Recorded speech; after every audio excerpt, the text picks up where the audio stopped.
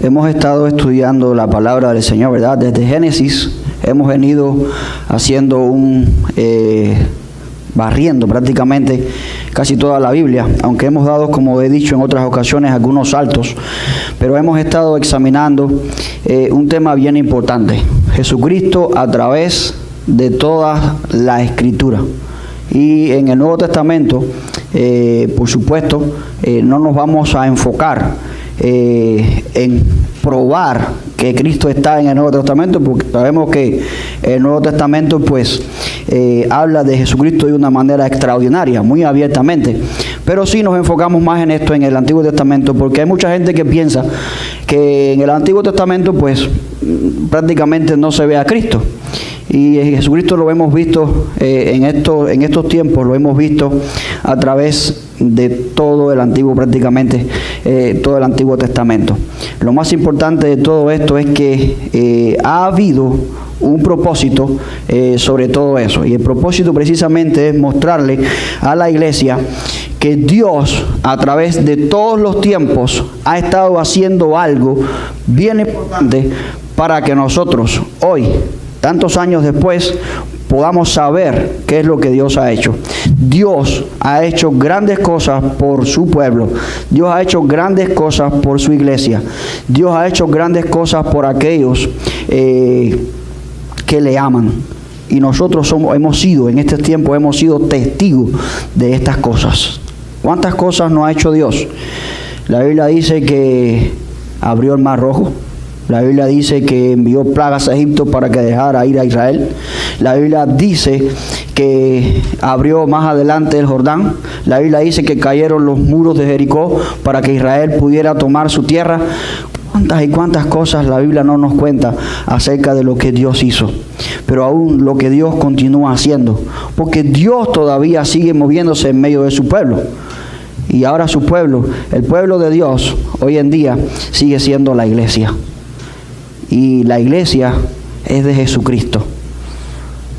Quizás cuando yo digo iglesia, lo primero que usted piensa o lo primero que usted se imagina en su mente es que la iglesia es el edificio bonito que está en la esquina de allá, de Guichard y Roma, ¿verdad? O la iglesia bonita que está por allá, que se llama San Pedro, o la iglesia que está por no sé dónde, que tiene unas columnas preciosas y una cúpula y una campana que suena y no sé qué. Y usted piensa que la iglesia es un edificio, pero déjeme decirle que la iglesia no es el edificio. Yo he visto iglesias que han sido convertidas en almacenes y han estado muchísimos años ocupadas por sacos, por tractores y por cosas, es decir, templos. Me refiero a los edificios. Pero la iglesia de Jesucristo, que somos nosotros, es una cosa muy diferente. Y como les digo, la iglesia sigue siendo de Jesucristo. La iglesia es de Él. La iglesia le pertenece a Él.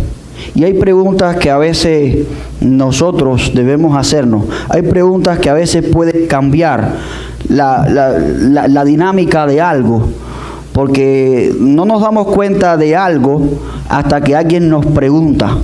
Y esta pregunta estremece nuestros corazones. Y esta pregunta hace que nuestros corazones reflexionen en estas cosas. ¿En qué cosa es la iglesia? Y sobre todo, la iglesia de Jesucristo. La palabra iglesia viene de una palabra griega también, eclesia. Y esto significa simplemente asamblea. Es decir, que donde quiera que haya una asamblea, pues ahí podemos decir que hay una iglesia. Pero esa no es la iglesia de Jesucristo. A la iglesia a la que me refiero yo y la que vamos a estar viendo yo y a la cual voy a hacer la pregunta es la iglesia de Jesucristo. A esa es a la iglesia que me refiero. Y voy a preguntar, ¿cuántos de ustedes verdaderamente se sienten parte de la asamblea de Jesucristo? ¿Cuántos de ustedes? Yo no quiero que ustedes me levanten la mano, ni que me digan, yo pastor, no, yo quiero que usted piense. Porque vamos a examinar algunas cosas que usted va a tener que pensar hoy. Yo no voy a pensar nada más, usted va a tener que pensar también hoy. Usted es parte de la iglesia de Jesucristo. ¿Se siente usted en su corazón parte de la iglesia de Jesucristo? En cierta ocasión, un estudiante llamado Roberto, Roberto de una familia muy lucrosa, una familia bien pudiente, estaba asistiendo a su escuela, una escuela secundaria, una high school, como le hicimos aquí. Y el principal, un amigo mío llamado Juan, Juan, me hace la historia de que este muchacho Roberto tiene un problema de carácter horrible. Es un muchacho con una inteligencia asombrosa. Cuando da una clase no se lo olvida. Hace los ejercicios que todos sus maestros le ponen por delante. Pero Roberto tiene un problema. Él ya se cree que él es maestro de los maestros. Incluso parte de la directiva y parte de los maestros dice que de alguna manera le dieron a Roberto este tipo de prominencia. Y Roberto se creía prácticamente de que él ya no era un estudiante, sino que él era un maestro más. Y comenzó a tomarse atribuciones que no le correspondían, a tomar decisiones que estaban mal, y a creerse superior a muchos de los otros estudiantes, incluso hasta de maestros. Y un día pues Juan lo llamó y le preguntó, ¿a qué tú vienes aquí a esta escuela? ¿Cuál es tu posición aquí en esta escuela? ¿Qué es lo que tú vienes a hacer aquí? ¿Qué es lo que tú eres aquí? El muchacho respondió. Juan esa pregunta se la hizo de una manera bien sonriente, bien agradable. Le preguntó a él. Y el muchacho respondió de una manera bien sincera, rápida. De este tipo de estudiantes, ya les digo, que tienen una mente volátil.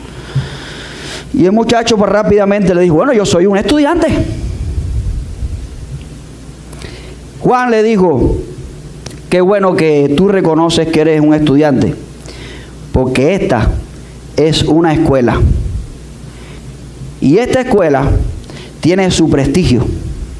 Yo soy el principal. Esta escuela, tú con ella tienes responsabilidades que tienes que cumplir.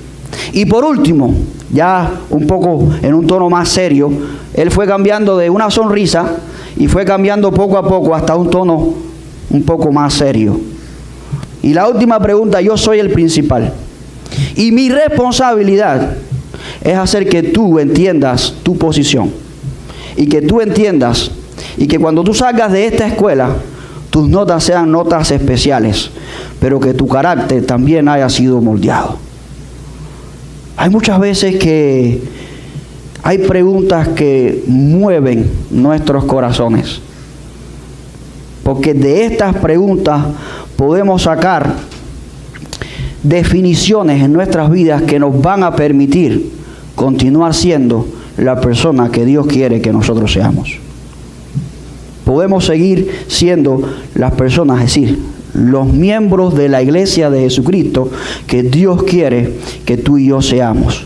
Y la pregunta que le hizo Jesús a sus discípulos condujo a definiciones importantes en cuanto a la iglesia de Jesucristo. Y una de las preguntas que Jesús le hizo a sus discípulos está ahí donde leemos la lectura devocional hace un momento. Y ya voy a ser bien personal. ¿Quién dices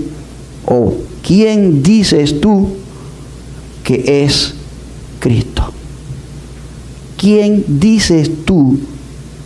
Mira que no le está hablando a Pedro. Ahí donde va el nombre de Pedro, pon tu nombre. ¿Quién dices tú que es Cristo? Quizás para ti Cristo todavía sigue siendo una figura histórica. Quizás para ti Jesucristo sigue siendo alguien de lo que habla un libro viejo. Pero hoy vamos a sacar algunas definiciones bien importantes acerca de ti y de la iglesia de Jesucristo. Vamos a orar. Señor Dios Todopoderoso, venimos delante de tu presencia, Señor, rogándote, Dios mío, que tú mires a tu iglesia. Señor, la iglesia es tuya. Tú la compraste con el precio de tu sangre. Tú la compraste con el precio, Señor, de tu vida. Señor, gracias porque también resucitaste. Dios mío, te pedimos en esta hora, mi Señor, que tú abras nuestras mentes y nuestros corazones para aquilatar, Dios mío, en ellas la enseñanza que proviene de ti, Señor. Porque tu palabra, Dios mío, es tuya. No hay nada, Señor, de nosotros aquí. Dios mío, si algo tenemos, todo viene de ti. Te rogamos, Dios mío, también por este siervo tuyo, que no quiere estar aquí, Señor, si tú no estás primero. Dios mío, mi vida, Señor, es tuya. Mi boca, Señor, mi lengua, Dios mío, mis manos, mis pies son tuyos. Usa, Señor, a este siervo tuyo como tú quieres. En el nombre de Jesús. Amén. Mi amada iglesia, algunas definiciones, como les dije, podemos sacar de aquí, de este hermoso pasaje, un pasaje bien conocido, que yo creo que todos conocemos este pasaje, casi que de memoria, ¿verdad? Podemos decir que este pasaje de la Biblia es un pasaje que podemos conocer casi de memoria.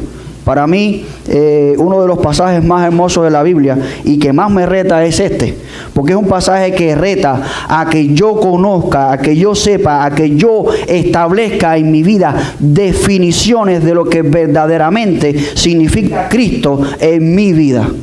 ¿Qué es Cristo? ¿Quién es Cristo en mi vida? Pero lo voy a hacer un poco más extensivo. ¿Quién es Cristo dentro de la iglesia?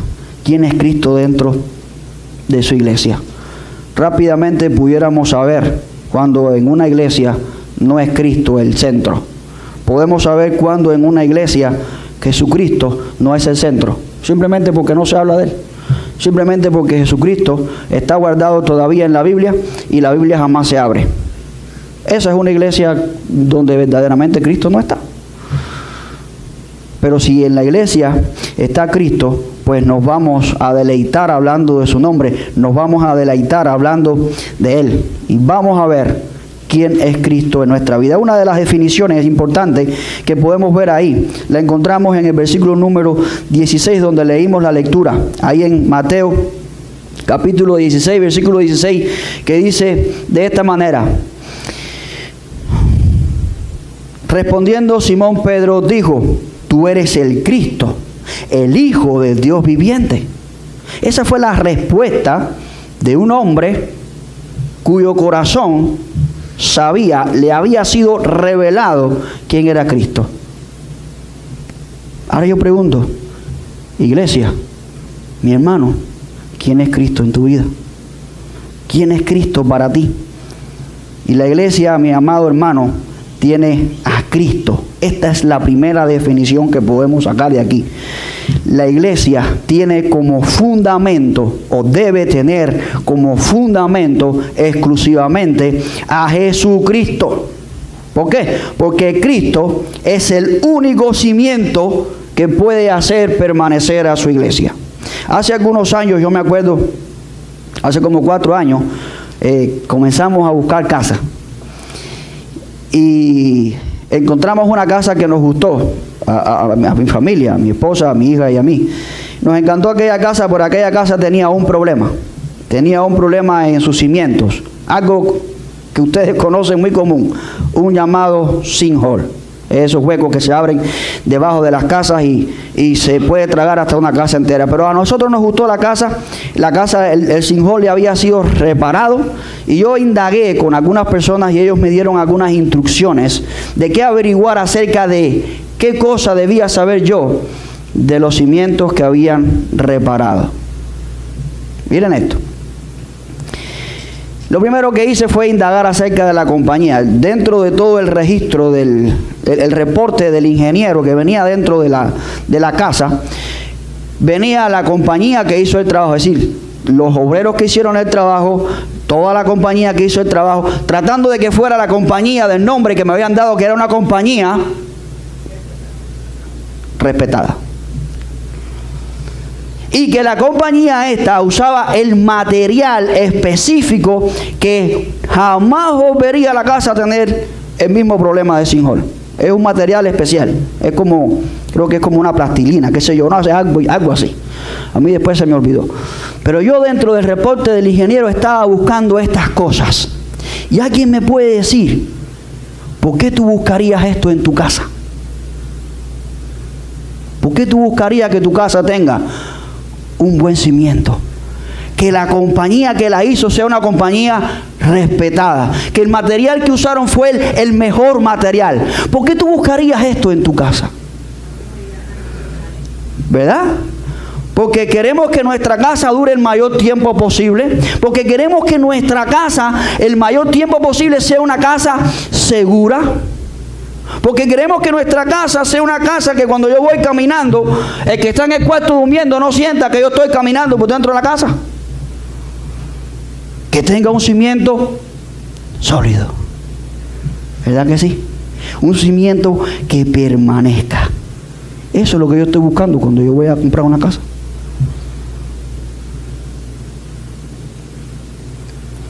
Quizás cuando yo hablo de los cimientos de la iglesia, usted diga, bueno, tocamos las paredes y vemos que son de bloque. Le hacemos así al piso y vemos que es un piso firme. Y bueno, la iglesia tiene un buen cimiento. Aquí podemos pasar un huracán, ¿verdad? Podemos pasar un terremoto. Pero no son esos cimientos a los que yo me refiero. Iglesia, estoy hablando porque en algún momento del futuro todo esto va a perecer. En algún momento del futuro van a demolerlo. En algún momento del futuro esto va a ser nada. Pero la iglesia, la asamblea, el grupo de personas, el grupo de hermanos tiene que permanecer. ¿Y cómo va a permanecer? ¿Cuál es el cimiento? ¿Acaso le van a crecer más los pies a los hermanos? No, hermanos. El cimiento de su iglesia es Cristo. Dice la Biblia ahí que Pedro le dijo, tú eres el Cristo, el Hijo del Dios viviente.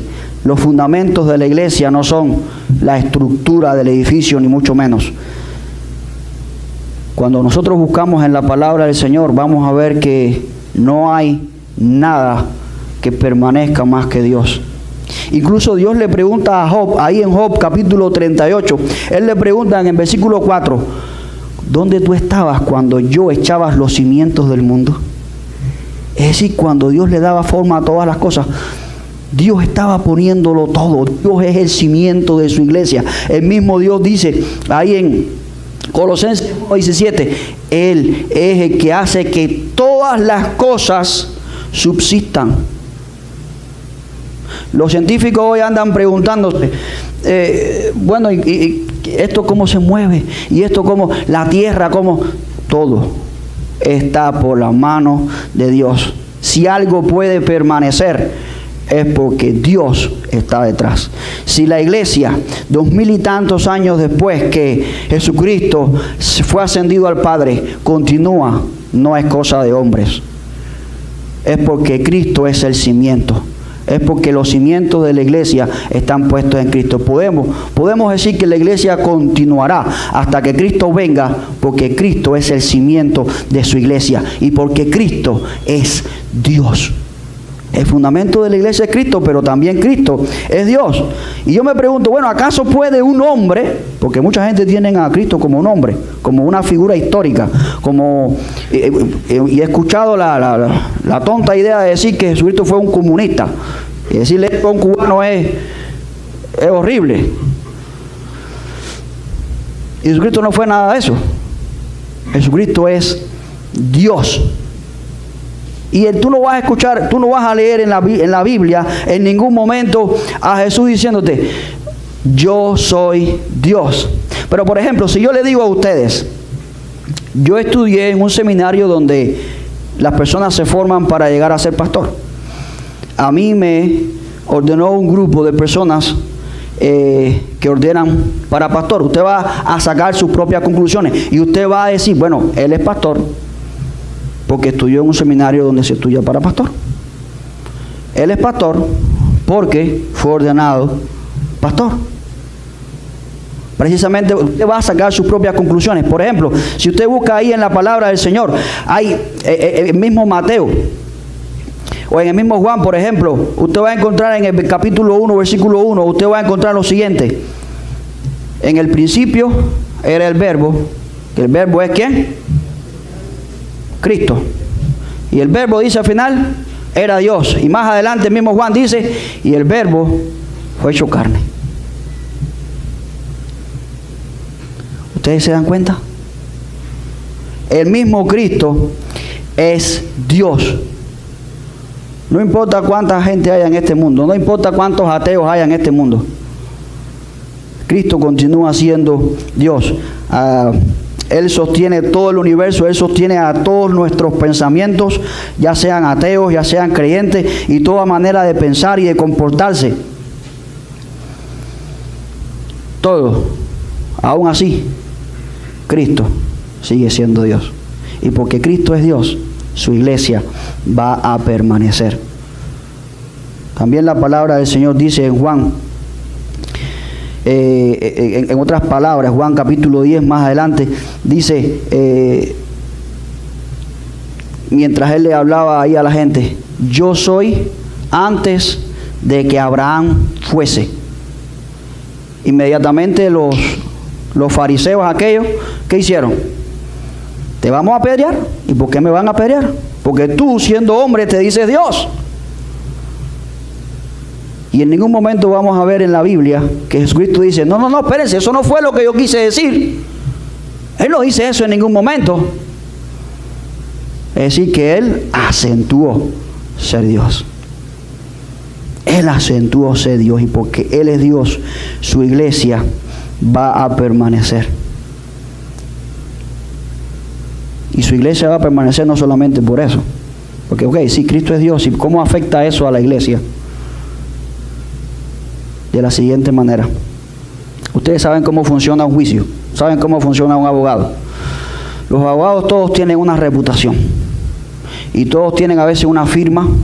Y por ejemplo, tú dices, bueno, voy a buscar un buen abogado. ¿En qué consiste un buen abogado?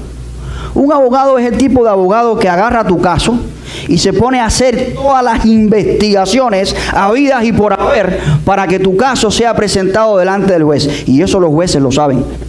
Hay jueces que tienen temor de ciertos abogados, porque saben que hay abogados que no pierden un caso porque lo estudian bien y lo presentan bien en la corte. Entonces Jesucristo es el tipo de abogado que ha estudiado bien tu vida. Jesucristo es el tipo de abogado que cuando te va a presentar delante de Dios, te presenta con una justicia extraordinaria, porque tu justicia no tampoco viene de ti. Tu justicia viene de Él. Y te presenta justo delante de Dios. Y cuando Dios pregunta a este hombre por qué va a entrar al cielo, Jesucristo va a decir, porque yo morí por él. Porque él es de mi pueblo. Porque yo soy su abogado. La iglesia va a permanecer porque Cristo es Dios. Porque Él es Dios. Jesucristo mismo puso un ejemplo ahí en Mateo capítulo 7. Bien importante. Me encanta este ejemplo, esta parábola que Cristo pone. La parábola de los dos cimientos. Dice que un hombre necio construyó su casa sobre la arena, vinieron los vientos y se la llevaron. Y después otro hombre construyó su casa sobre una piedra, una peña, vinieron vientos, ríos y huracanes, y la casa, dice, no se movió. No se movió esa casa. ¿Por qué no se movió esa casa? Porque esa casa estaba edificada sobre la peña. La iglesia, unidos en Cristo, está edificada sobre la peña que es Cristo. La iglesia, unidos en Cristo, tu vida, mi hermano, tu vida personal, tu vida que se mueve todos los días a su trabajo, a su escuela, a sus lugares, tu vida está puesta sobre Jesucristo. Es mi pregunta. Porque ya debes saber entonces, hasta aquí, que si tu vida está sobre Cristo, tu vida va a permanecer. Si tu vida está en Cristo, usted tiene vida eterna. Vas a permanecer. Pero si tú todavía no estás sobre Cristo, que es la peña, que es la roca angular, como también le llama la Biblia, usted todavía puede perecer.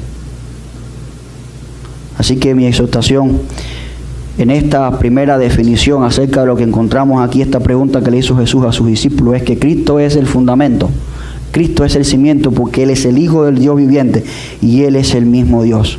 Y si nuestras vidas quieren estar seguras, tienen que estar en Cristo.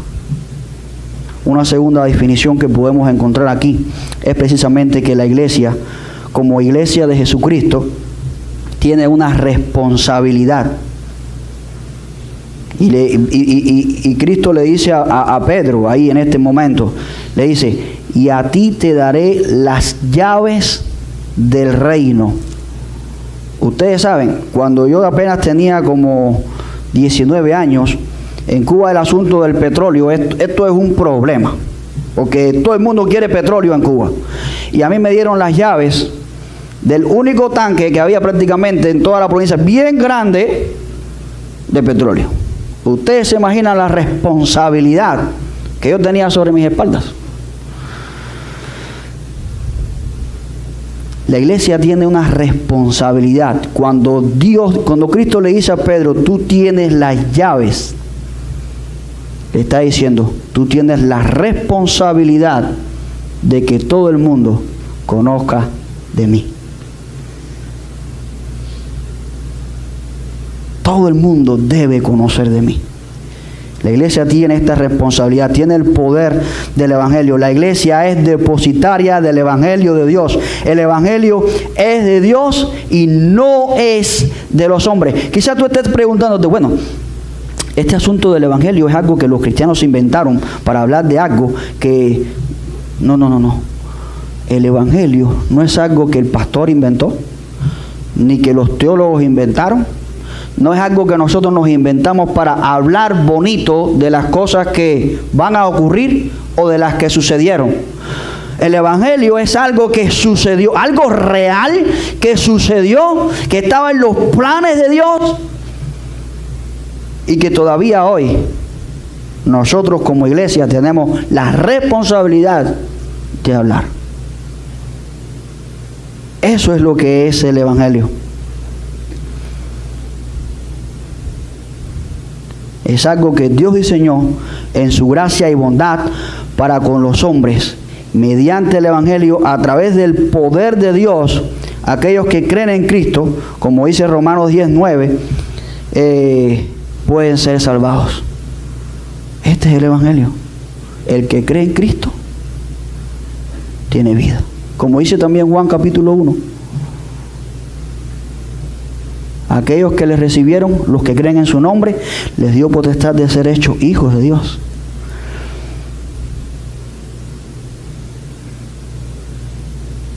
Y no solamente somos salvos del infierno, porque hay veces que la gente viene huyendo de la palabra infierno. Vienen huyendo, yo no me quiero arder en el infierno. Pero no es, el Evangelio no es solamente para que tú tengas la libertad del Evangelio. El Evangelio no es para eso nada más. El Evangelio es el que te trae a Dios y te acerca a Dios. Porque, supongamos que no vamos al infierno, y entonces ¿a dónde vamos a ir?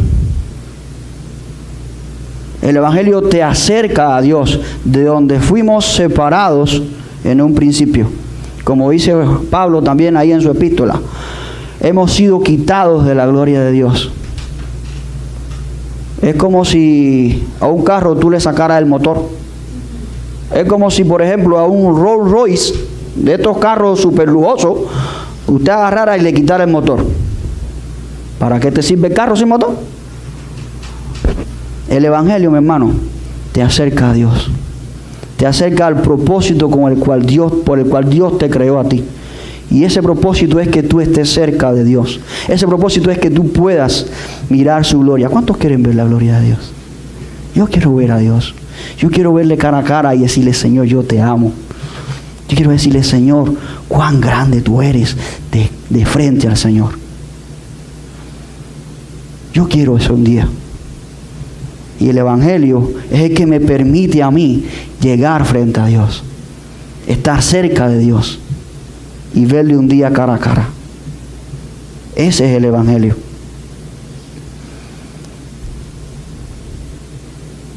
Y el Evangelio de Dios precisamente nos ha sido dado a nosotros como una llave, como un poder, como dice también ahí la Escritura. El poder, dice, no me avergüenzo del Evangelio porque es poder de Dios. La palabra que aparece en griego para poder es dunamis. Y esta palabra dunamis es la misma palabra que se utiliza para dinamita. Y usted sabe lo que pasa con la dinamita. Si usted quiere agarrar una montaña, le pone dinamita, ¿usted sabe lo que va a pasar? Después que explote la dinamita, usted lo que va a tener es un montón de escombros. Algo tiene que cambiarse.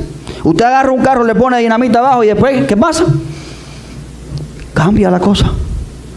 Nuestra vida con el dunamis de Dios, con el Evangelio de Dios, nuestras vidas cambian. Y usted puede ver a una persona atea que vive amargada o que vive sin propósito en este mundo, cambiarle su vida con el Evangelio de Dios. Porque esto no es de los hombres, es de Dios. Es poder de Dios. Y dice Pablo, yo no me avergüenzo del Evangelio, precisamente porque es de Dios. Y la iglesia le ha sido dada la responsabilidad de predicar el Evangelio. Es lo que Dios hace a través del Espíritu Santo en el hombre, para que el hombre cambie. Y aquel que era de una manera, ahora venga a ser de otra. Porque esto no viene de las obras del hombre. Las obras del hombre, dice la Biblia, que continuamente, ¿a qué cosas son? A hacer el mal. Estas son las obras del hombre. En su corazón el hombre lo único que tiene deseo de hacer es el mal. De engañar, de matar, la fornicación, el adulterio. Esto es lo único que tiene el hombre en el corazón. Entonces viene el Espíritu Santo y con el poder del Evangelio cambia las cosas. Es poder de Dios. Yo no tengo el poder de cambiarle la vida a nadie. Ni nadie aquí tiene el poder de cambiarle la vida a nadie. Solamente el Evangelio. Las llaves que fueron puestas en las manos de la iglesia para que el Evangelio fuese predicado. La iglesia tiene la responsabilidad de esparcir este Evangelio a toda la criatura. Mateo 28 habla precisamente de esto.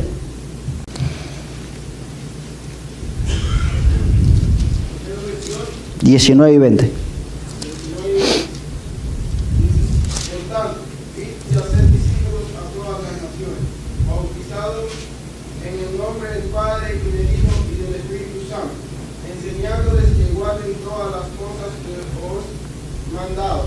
Y he aquí, yo estoy con vosotros todos los días hasta el fin del mundo. Eso es lo que tiene la iglesia como responsabilidad. Jesucristo dice ahí, a ti te daré las llaves del reino de los cielos.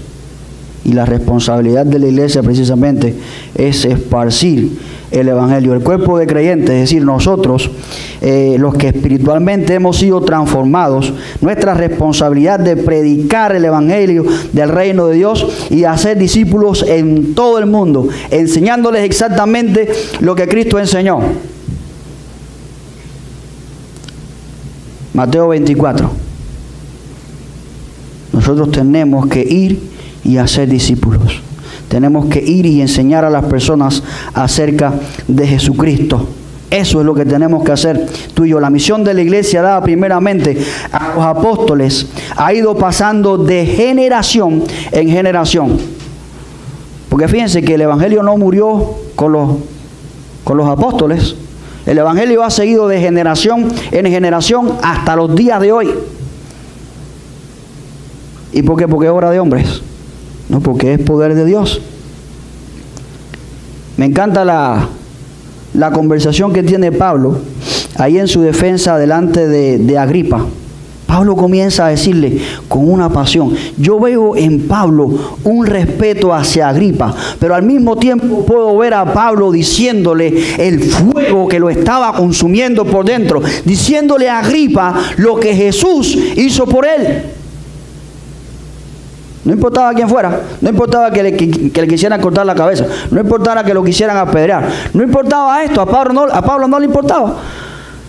Pablo tenía la responsabilidad de predicar ese evangelio, porque a la iglesia le fueron dadas las llaves del reino de los cielos. Y yo me pregunto, la iglesia Bautista Unidos en Cristo, y no la iglesia, porque la iglesia abarca mucho, pero tú, mi amado hermano, estás predicando el evangelio. Cuando Jesucristo te dice, ¿quién dices tú que soy yo? Ya tú tomaste en tu corazón, óyeme bien, ya tú tomaste en tu corazón estas dos definiciones. Primeramente, que Cristo debe ser el fundamento de tu vida. Y segundo, que tienes la responsabilidad de hablar de Jesucristo. ¿Ya tienes esto en tu vida? Hay una tercera cosa, una tercera definición que podemos ver ahí en ese mismo pasaje. Ya en el versículo 18, dice de esta manera: y yo también te digo que tú eres Pedro, y sobre esta roca edificaré mi iglesia, y las puertas del Hades no prevalecerán contra ella. Dice ahí, edificaré mi iglesia, y las puertas del Hades no prevalecerán contra ella. Miren, quizás tú digas, bueno, Jesucristo le está diciendo a Pedro que Pedro es la piedra, la peña que va a hacer el cimiento de toda la iglesia. Y miren, déjenme explicarle algo al respecto. En la mente de los hebreos, Jesucristo le estaba enseñando a ellos en arameo. Después Mateo lo escribió ahí en griego. Pero en la mente de los hebreos, así como también en la mente de los americanos, hay dos palabras para definir piedra y peña. Está la palabra rock, que es las piedras normales, pero está también stone. ¿Conocen eso? Los que conocen un poquito el idioma inglés. Hay una diferencia, ¿verdad? Y en griego también hay una diferencia. Primero, Cristo llama a Pedro Petros, y después dice Petra. Son dos palabras muy diferentes. Petros, que eran las piedras pequeñas, le dice, tú eres una piedra pequeña, pero sobre esta peña yo voy a edificar mi iglesia. Ahí es donde está la diferencia, porque mucha gente piensa que es sobre Pedro, sobre quien Cristo va a edificar la iglesia. Y de ahí se agarran los católicos apostólicos romanos. ¿Me conocen quiénes son, verdad?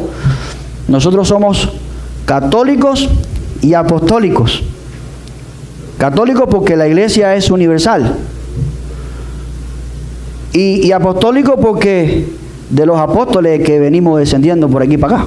Y toda esta enseñanza de los apóstoles es la que tenemos hoy. Pero nosotros no somos romanos. Yo soy cubano, hay boricuas, hay mexicanos, hay panameños, y todos compartimos la iglesia de Jesucristo.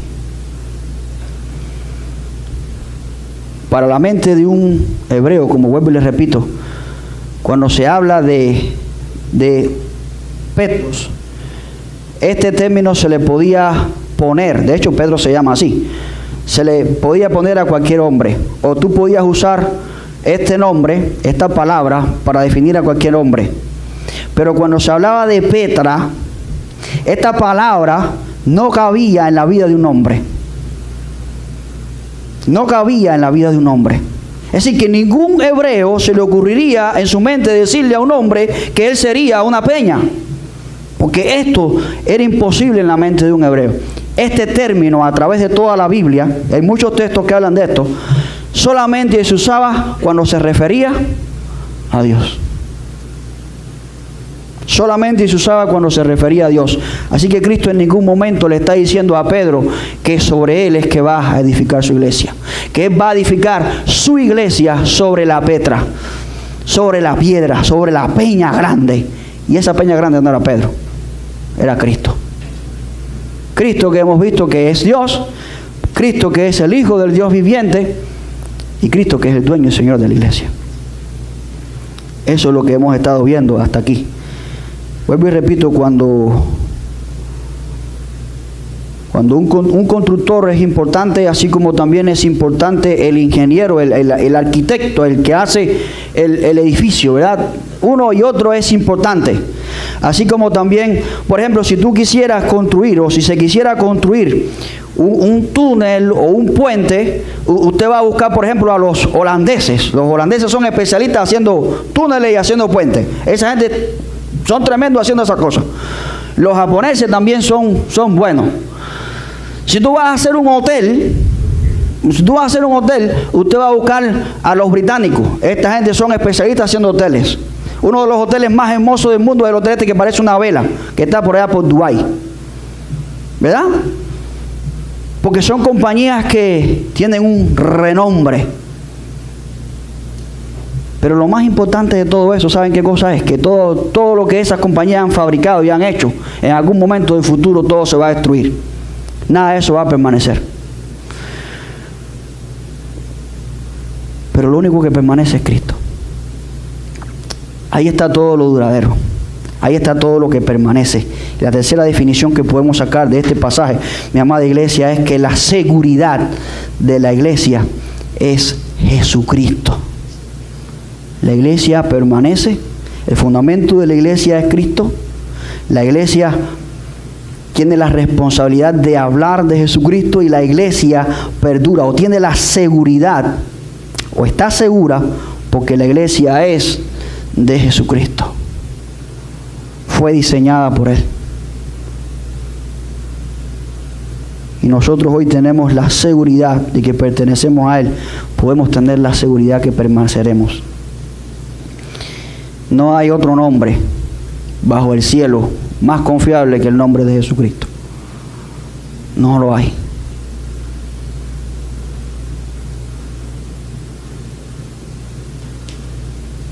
El que trata, mucha gente han tratado de hacer que la iglesia se desvanezca. Ahí tenemos a Nerón, tenemos a Diocleciano, tenemos a Fidel Castro, tenemos a Voltaire. Ninguna de esa gente, toda esa gente, todos querían desaparecer la iglesia de la faz de la tierra. Ninguno pudo hacer eso. Ninguno. Porque la iglesia no es de los hombres. La iglesia es del reino de los cielos. La iglesia es la embajada de Dios en este mundo. Y la iglesia está segura por eso. La iglesia tiene la seguridad de eso y nadie va a prevalecer contra ella. Dice ahí, edificaré mi iglesia y las puertas del Hades no prevalecerán contra ella. No hay nada que pueda prevalecer contra la iglesia. Usted va ahora a China y usted va a encontrarse una iglesia, un grupo de hermanos con un bombillito en el medio, sin aire acondicionado, todos agolpados unos a otros ahí, y uno con la Biblia en la mano leyendo. Ahí se los va a encontrar. En los países estos de arriba de los musulmanes, usted ve a la gente que se traspasa la Biblia, un papelito por el... Agarra, dale, mira, muévete. Porque si los agarran, les cortan la cabeza. Pero aún así, la iglesia no va a dejar de ser hasta que Cristo venga. Cuando Cristo venga a buscar a su iglesia, las cosas serán diferentes. La iglesia está segura porque está edificada en Dios. Y la iglesia está segura también porque esa seguridad proviene de la palabra de Dios. Dios lo dijo. Dice ahí en su palabra, en el último versículo, y las puertas del Hades no prevalecerán contra ella. El Hades era el lugar de los muertos. Es decir, que si las puertas del Hades fueran suficientemente poderosas para engullir la iglesia pudiera prevalecer. Pero aún así dice que la iglesia no morirá, porque el Hades no tiene poder sobre la iglesia, porque aún Cristo tiene poder sobre el Hades. Sobre todo porque Dios lo ha declarado en su palabra, es que tenemos la seguridad de que no va a suceder así. el único que tiene autoridad suficiente para decir semejante declaración. Nadie ha podido eliminar la iglesia, como le dije, ninguna de estas gentes, ni habrá sobre la tierra hombre alguno que tenga poder para hacer que la iglesia se desvanezca. En eso la iglesia puede confiar. Ahora yo vuelvo y pregunto, ¿quién dices tú que es Cristo en tu vida? Esa es mi pregunta para ti hoy. ¿Quién es Cristo en tu vida? Jesucristo le da a tu vida la cimentación correcta. Jesucristo es el cimiento de tu vida, me refiero. Segundo lugar, tienes una responsabilidad. Estás cumpliendo con la responsabilidad que Dios te ha dado como parte de la iglesia de Jesucristo. Y en tercer lugar, solamente puedes estar seguro en Jesucristo. Si estás en Cristo, estás seguro. Mi pregunta para ti hoy es, ¿quién es Cristo en tu vida? Si aún tú no has aceptado a Cristo como Señor de tu vida, a pesar de todas las cosas que hoy hemos visto, yo quiero que tú pienses en tu corazón. Cristo puede ser el cimiento de tu vida. Cristo puede ser una responsabilidad en tu vida. Pero Cristo también va a ser la seguridad de tu vida. Si has pensado correctamente en esto que hemos estado hablando hoy, en estas tres importantes definiciones acerca de la iglesia de Dios, la iglesia de Jesucristo, yo quiero que tú pienses un poquito más y mires si merece la pena que tú le entregues tu vida a Cristo. Y mires un poquito más y pienses en tu corazón si no merece la pena que tu vida esté en Cristo, de que Él sea el cimiento de tu vida, de que Él sea en tu vida lo principal, pero que además de eso te dé la seguridad que tú necesitas. Vamos a orar. Señor bueno, te damos las gracias por darnos la oportunidad de compartir tu palabra. Señor Dios Todopoderoso, en esta hora te pedimos, Señor, que tú le permitas a tu iglesia, Señor, reflexionar en estas cosas. Dios mío, que tu iglesia pueda reflexionar, Señor, en cuanto a si tienen, Señor, a tu Hijo Jesús en su vida. Si verdaderamente, Señor, son los cristianos que deberían ser. Si verdaderamente son los seguidores tuyos que deberían ser. Porque si es así, Señor, sus vidas va a estar bien cimentadas y perdurará. Su vida va a tener el regocijo de compartir tu palabra. Pero también, Señor, el regocijo, Señor, de tener la seguridad que solamente tú puedes dar. Señor, permite que ellos puedan ver. Abre sus ojos, Señor. Permite que puedan ver estas grandes cosas. Te lo pedimos en el nombre de Jesús. Amén.